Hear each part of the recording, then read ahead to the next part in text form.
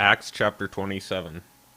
And when it was determined that we should sail into Italy, they delivered Paul and certain other prisoners unto one named Julius, a centurion of Augustus' band. And entering into a ship of Adramyttium, we launched, meaning to sail by the coast of Asia. One, Archistus, a Macedonian of Thessalonica, being with us. And the next day we touched at Sidon, and Julius courteously entreated Paul, and gave him liberty to go unto his friends to refresh himself. And when we had launched from thence, we sailed under Cyprus, because the winds were contrary. And when we had sailed over the sea of Cilicia and Pamphylia, we came to Myra, a city of Lycia. And there the centurion found a ship of Alexandria sailing into Italy, and he put us therein. And when we had sailed slowly many days, and scarce were come over against Cydnus, the wind not suffering us, we sailed under Crete, over against Salmone. And hardly passing it, came unto a place which is called the Fair Havens, nigh whereunto was the city of Lasea.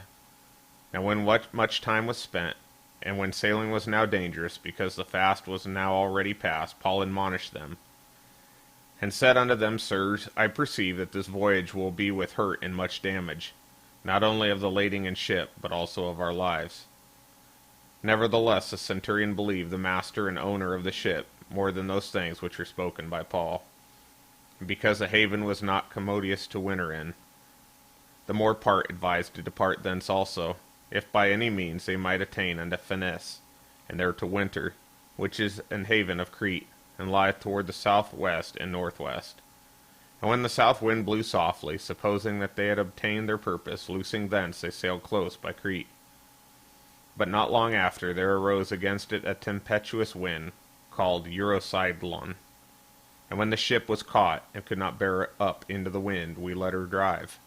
And running under a certain island which is called Claudia, we had much work to come by the boat, which when they had taken up, they used helps, undergirding the ship, and fearing lest they should fall into the quicksands, strake sail, and so were driven.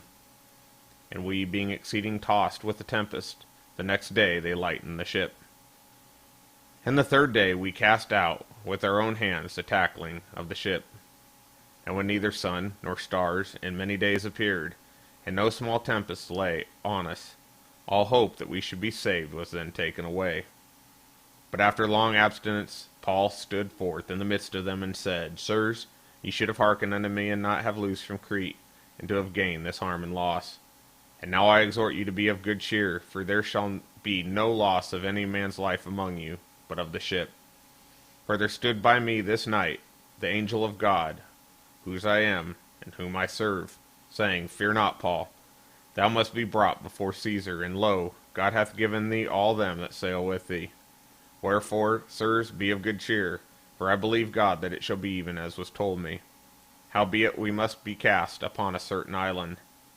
But when the 14th night was come, as we were driven up and down in Adria, about midnight the shipmen deemed that they drew near to some country, and sounded, and found it 20 fathoms. And when they had gone a little further, they sounded again, and found it 15 fathoms. Then fearing lest we should have fallen upon the rock, they cast 4 anchors out of the stern, and wished for the day.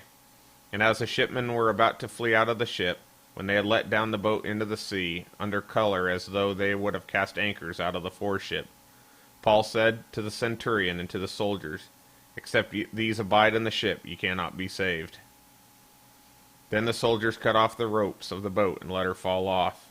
And while the day was coming on, Paul besought them all to take meat, saying, This is the 14th day that ye have tarried and continued fasting, having taken nothing. Wherefore I pray you to take some meat, for this is for your health, and there shall not an hair fall from the head of any of you. And when he had thus spoken, he took bread, and gave thanks to God in presence of them all, and when he had broken it, he began to eat. Then were they all of good cheer, and they also took some meat. And we were in all in the ship 260 souls. And when they had eaten enough, they lightened the ship, and cast out the wheat into the sea. And when it was day, they knew not the land, but they discovered a certain creek with a shore, into the which, if they were minded, if it were possible, to thrust in the ship. And when they had taken up the anchors, they committed themselves unto the sea, and loosed the rudder bands, and hoisted up the mainsail to the wind, and made toward shore. And falling into a place where two seas met, they ran the ship aground, and the fore part struck fast, and remained unmovable, but the hinder part was broken with the violence of the waves. And the soldiers' counsel was to kill the prisoners, lest any of them should swim out and escape.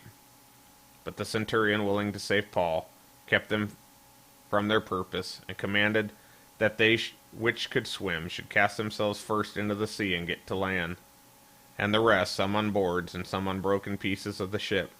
And so it came to pass that they escaped all safe to land.